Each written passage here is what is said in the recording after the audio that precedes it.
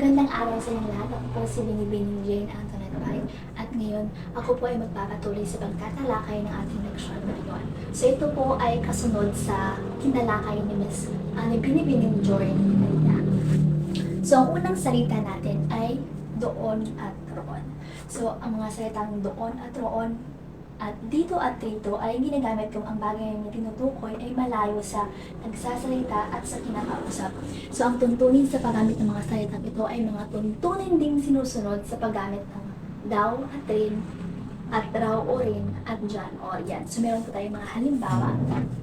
So ito po ay lamang ng si Lina ay taga-Paete. Ang lansones doon ay matatamis. Pangalawa, mabuting tumanggap ng mga panauhin ng mga tao doon. Pangatlo, si Ana ay susunduin dito ng kanyang kapatid. Pang-apat, ikaw ay magpunta rito. So yan ang mga halimbawa. So ang doon at roon ay parehong nangangahulugang there sa English. So ano nga ba ang pagkakaiba nito? So meron tayo dito, gagamitin ang rin, rito, raw at roon kung ang sinusundang salita ay ang nagtatapos sa patinig o vowel. Ano nga ba ang ating mga patinig o vowel? Ito ay ang A, I, E, O, O. So, mayroon akong example.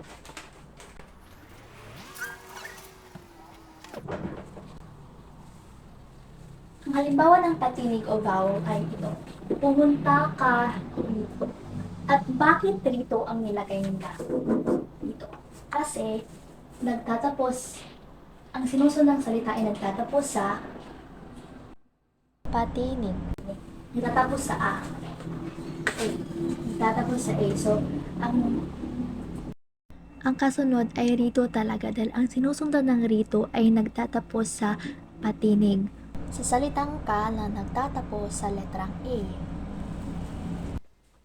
Isa pang rules ay malapatinig o semi-vowel. Ang malapatinig o semi-vowel, ito ay yung letrang W at Y.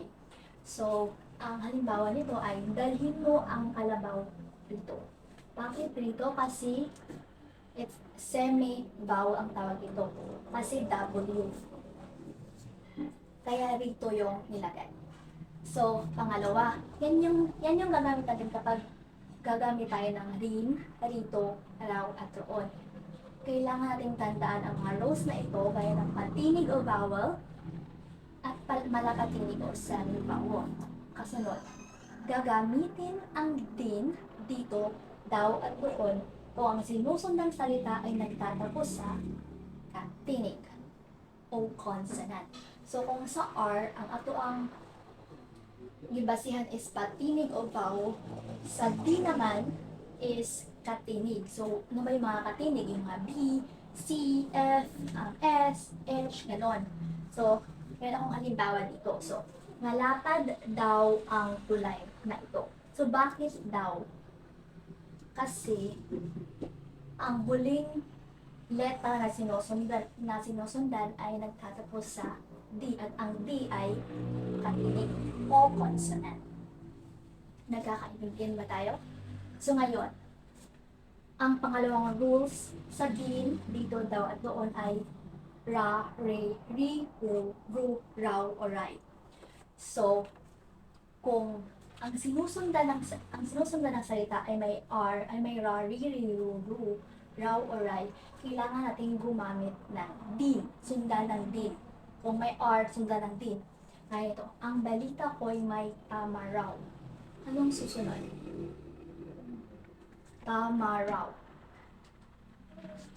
Ang rows kanina sa R, sa rin, rito, raw, at roon ay kapag patinig, A, I, E, o malapatinig, o semi-vowel, ang semi-vowel is W at Y, ay susunod natin ng rin. So, dapat ang isusunod natin dito ay yung nagsisimula sa letter D. Pwede nating sabihin na ang balita ko ay may tama raw daw, or may tama raw din, o may tama raw dito, o depende sa inyo kung ano yung gagamitin ninyo. Ang letter W ay semi-vowel, pero kasi sa rules, kapag nagtatapos sa raw, ay dapat D na ang kasunod.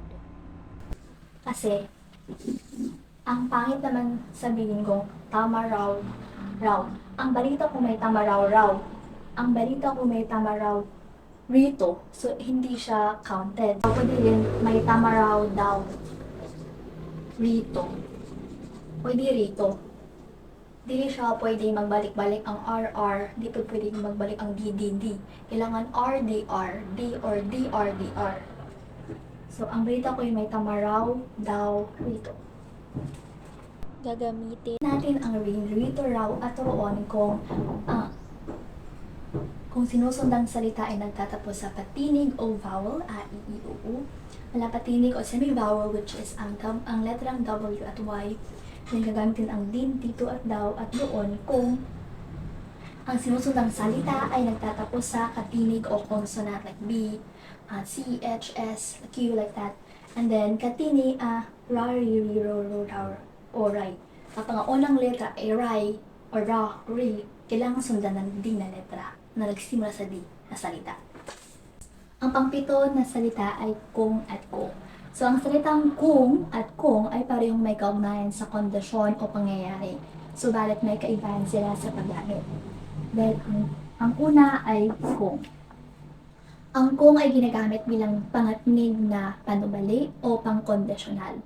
So, ito ay tumutukoy sa isang kondisyon o pangyayari na maaaring mangyari o hindi mangyari.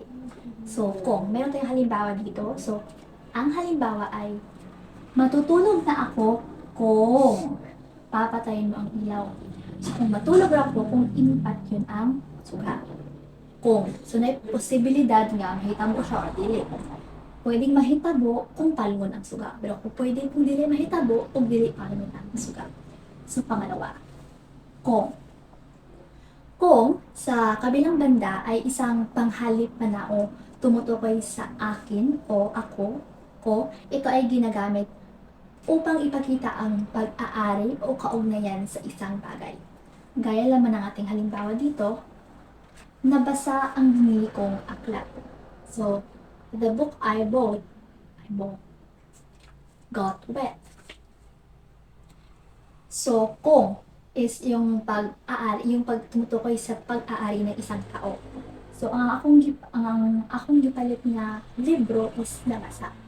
So, yan po ang kaibahan ng kung at kung. Ang kung na Q-U-N-J ay pangatnik ng panubali o pangkondisyonal. Ang K-O-N-G na kung naman ay ito ay ginagamit upang ipakita ang pag-aari o kaugnayan sa isang bagay. So, pangwalo, kung di at kundi. So, kung di ay nagmula sa salitang kung hindi o if not sa English. So, ito ay ginagamit upang ipakita ang isang kondisyon o pangyayari na maaaring maganap o hindi rin maganap. Halimbawa, aalis na sana kami kung di ka dumating. So, laging tandaan na ang kung di ay nagmula sa salitang kung hindi. So, aalis na sana kami kung hindi o kung hindi ka lang dumating. So, pwedeng maaaring maganap. So, makalakaw sila kung wala lang siya niabot. Pwedeng mahitabo. So, pwedeng hindi mahitabo kahit niabot na siya. So, dili mahitabo. So, yan yung kundi. Samantalang, ang kundi naman ay nangangahulugang except sa English. So, ito ay ginagamit upang ipakita ang pagtanggi o pagkakaiba sa inaasahan. Halimbawa niyan is, walang sino man ang pwedeng manood kundi iyong may ticket lamang. So, wala laing makalantaw kundi di katurang na ay ticket. So, may pagkakaiba o may pagtanggi o mamagnasalay ka ng half-half. So, yan ang kaibahan sa kung di na nagmula sa kung hindi at kundi. Kasi ang kung di o kung hindi ay if not sa English. Samantalang ang kundi ay except sa English. Ang pang-siyam naman ay ang pinto at pintuan. Ang pinto ay tumutukoy sa mismong bahagi ng daanang isinasara at ibinubukas. So, ito ay ang konkreto o literal na bahagi ng daan na maaaring magamit upang pumasok o lumabas sa isang silid o isang bahay. Halimbawa lamang nito ay may kumatok buksan mo ang pinto. Oh, may pumasok sa pinto. Ngayon, dumako naman tayo sa pintuan. So, ang pintuan ay tumutukoy sa kabuuang bahaging pinalalagyan ng pinto kasama ng mga kasamang ekstraktora o parte nito. So, ito ay ang mas pangkalahatang salita na naglalarawan ng buong pagsasama ng pinto, kabilang ng mga hikaw, takip at iba pang bahagi nito. So, meron tayong halimbawa dito. Natanggal ang pinto sa pintuan. So, kung ang pinto ay yung ganun, yung pintuan yung pinalalagyan ng pinto natin. So, kung ang pinto ay kung sinasara at pinubuksan natin, ang pinto is yun yung parang haligi ng pintuan. Yun po. At ngayon, ang ating pang-sampo, hagdan at hagdanan.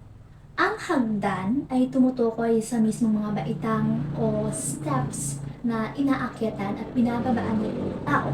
So, ito ay ang konkretong bahagi ng struktura na ginagamit upang mag-akyat o magbaba sa iba't ibang antas. Ang halimbawa niyan ay nagmamadaling inakyat ni Marvin ang hagdan. So, ang hagdan is yung steps kung saan tayo lumalakad. Samantalang ang hagdanan naman ay tumutukoy sa kabuuang estruktura ng pag-akyat o pagbaba. So, kabilang na ang mga hagdan, hagdang at iba pang mga bahagi nito. Ang halimbawa lamang nito ay ang hagdanan ay nasa kilid ng bahay. So, ito yung bahay nyo, yung hagdanan nyo is nandito. Yung hagdanan, yung kanang buok siya.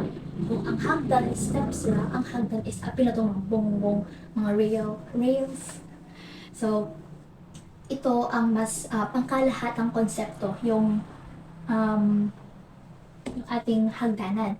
Ito ang pangkalahatang konsepto na nagsasama ng lahat ng bahagi ng pag-akyat o pagbaba, kabilang ng mga hagdan o pasilyo nito.